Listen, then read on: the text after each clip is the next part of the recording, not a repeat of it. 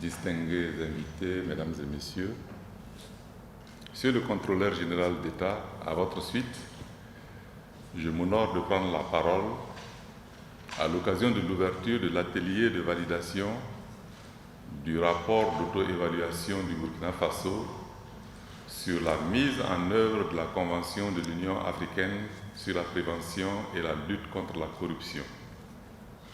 Cette rencontre est le signe de notre engagement résolu à donner une autre impulsion à la lutte contre cette pratique.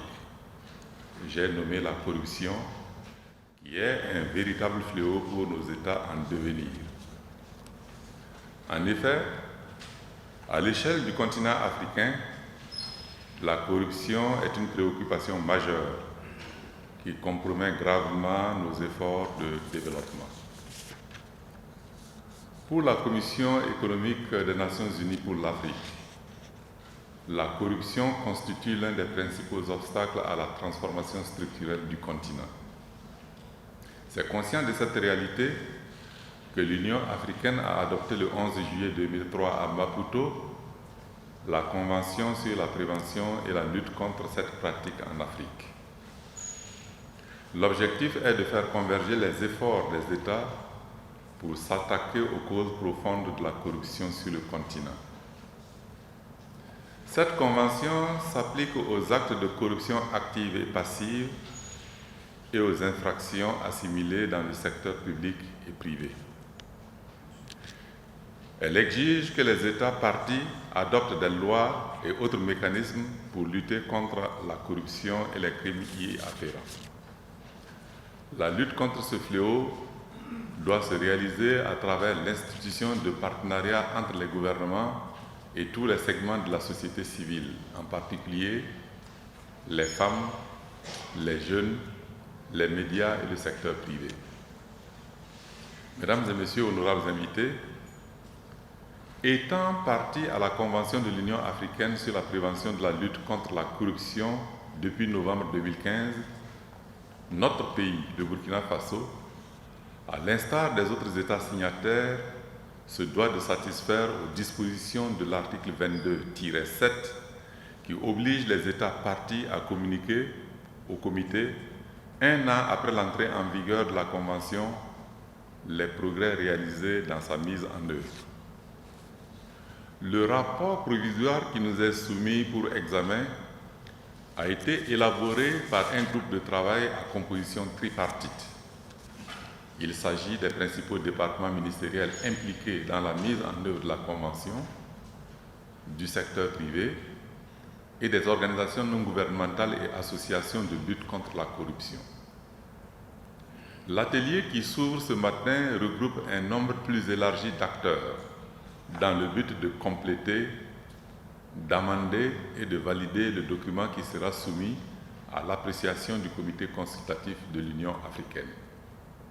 Mesdames et messieurs, selon une enquête menée par le Forum économique mondial en 2015, la corruption est la deuxième contrainte par ordre d'importance du secteur privé au Burkina Faso. C'est pourquoi elle figure en bonne place dans le Plan national de développement économique et social, PNDS, le référentiel de développement de notre pays, marquant de ce fait la volonté affichée du gouvernement de travailler à éliminer cette contrainte. À cet effet, l'axe 1 du PNDS se fixe 3 objectifs stratégiques, à savoir, premièrement, promouvoir la bonne gouvernance politique administrative, deuxièmement, promouvoir la bonne gouvernance économique et troisièmement, renforcer la décentralisation et promouvoir la bonne gouvernance locale. De façon pratique, le gouvernement, sur instruction de son Excellence Monsieur le Président du Faso, s'est engagé dans une dynamique de renforcement des mécanismes de prévention et de répression de la pratique.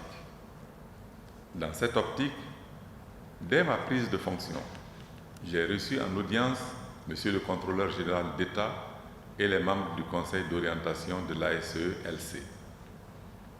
C'est dans ce sens également qu'il faut appréhender la présence effective du président du Faso à la première édition de la Nuit de l'anticorruption tenue le 4 décembre 2019 et à la cérémonie de lancement de la plateforme électronique de déclaration d'intérêt et de patrimoine organisée le 4 août 2020. Le lancement de la dite plateforme de déclaration en ligne par son Excellence Monsieur le Président du Faso représente, à n'en point douter, un signal fort de la volonté de l'exécutif de rendre effectif l'objectif de la tolérance zéro à la corruption. Dans le cadre de la mise en œuvre de la Convention africaine, notre pays s'est doté d'un corpus juridique de lutte contre la corruption qui se perfectionne progressivement.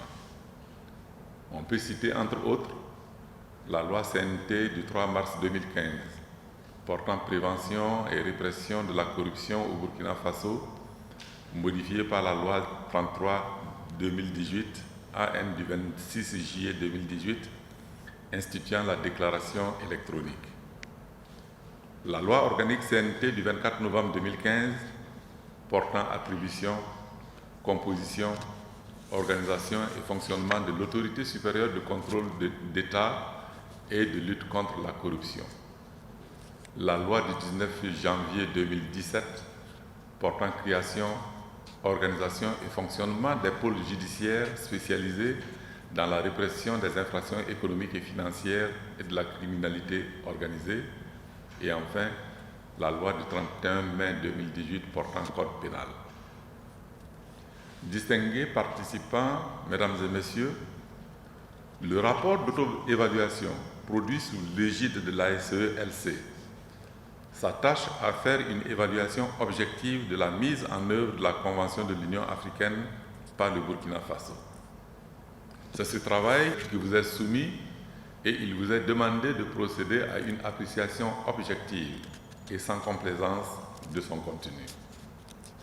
C'est le lieu pour moi, et au nom de son Excellence, Monsieur le Président du Faso, d'adresser solennellement mes vives félicitations aux membres du groupe de travail ainsi qu'à Monsieur le Contrôleur général d'État et à l'ensemble de ses collaborateurs pour le travail abattu.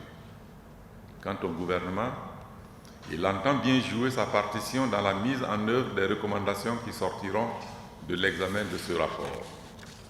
Ceci étant, je souhaite plein succès à vos travaux et je déclare ouvert l'atelier de validation du rapport d'auto-évaluation du Burkina Faso dans la mise en œuvre de la Convention de l'Union africaine sur la prévention et la lutte contre la corruption, et je vous remercie.